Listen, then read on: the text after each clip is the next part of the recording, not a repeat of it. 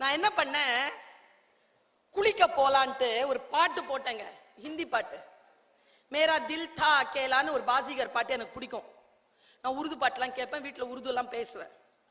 மேரா தில் தா அகேலான உடனே பெல் அடிச்சிருச்சு. ஹே கூகுள், மேரா தில் தா அகேலா அப்படின்னா அது நான் என்ன வாய்ஸ்ல வச்சிருக்கேன்னா எல்லாரும் பொம்பளை வாய்ஸ்ல வச்சிருப்பாங்க. அலஸ்கா அப்படின்னா yes Shankar I am hearing you அப்படின்னு பொம்பளை வாய்ஸ்ல பேசல, நான் ஆம்பளை வாய்ஸ் வச்சிருக்கேன். வேலைக்காரங்கள நான் அவங்கள வச்சிருக்கேன். நிறைய பேர் பெண் வாய்ஸ் வச்சிருப்பாங்க, நான் ஆண் வாய்ஸ் வச்சிருக்கேன். அதை என் பழி வாங்குற போக்குன்னு வச்சுக்கோயேன்.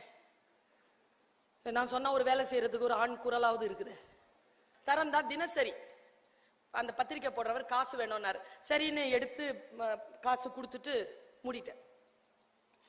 வந்தா பொம்பளை குரல் கேக்குது. Sultana, I think you are back. I want to connect myself with you. Please sit down. என்னடா இது, உட்கார்ந்துட்டானா? Have a deep breath. Have a glass of water. Take your mobile and call Ami. அம்மினா எங்க அம்மா. என்னடா இது இதெல்லாம் சொல்லுதேன்னு யோசிச்சு பார்த்தா ஒன்றும் இல்லைங்க. மேரா தில் தா அகேலானா என்ன அர்த்தம்னா என் மனம் தனிமையில் தவிக்கிறதுன்னு அர்த்தம். அது பாட்டுன்னு சொல்லிட்டு நான் நிறுத்திட்டேன்னா அது நான் டிப்ரெஷன்ல இருக்கிறேன், ஏதாவது பண்ணிக்க போறேன்னு சொல்லிட்டு எனக்கு வந்து கவுன்சிலிங் கொடுக்குது.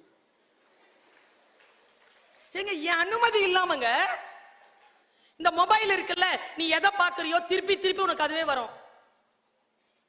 நீ அதை வச்சுக்கிட்டு யாருக்கிட்டையாவது பேசணும்னு வச்சுக்கோங்க, நல்ல கைடு எங்க கிடைக்கும் தெரியல அப்படின்னா இன்ஸ்டாகிராம்ல உன்னுடைய மெயில்ல உன்னுடைய ஃபேஸ்புக்ல எல்லாம் கைடு பத்திய விஷயங்களா வரும். யார் கேட்கிறாத?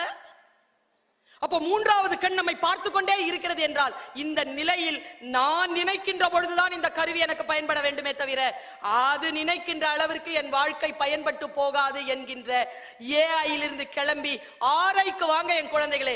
ரியல் இன்டெலிஜென்ஸ் நீங்க எல்லாருமே ரியல் இன்டெலிஜென்ஸ் ஒருபோதும் ஆர்டிபிஷியல் இன்டெலிஜென்ஸ் அது கிட்ட தோக்காது என்பதனை நீங்கள் காட்ட வேண்டும் என்பதற்காகத்தானே நீங்க உங்களுடைய விஷயத்துல அலர்ட்டா இருங்க. எல்லாவற்றையும் சார்ந்து இருக்காதீர்கள். புதிய உலகத்தை நீங்கள் தான் படைக்க வேண்டுமே தவிர உங்கள் கையில் இருந்து யாரும் அதை கொண்டு வந்து தரமாட்டார்கள்.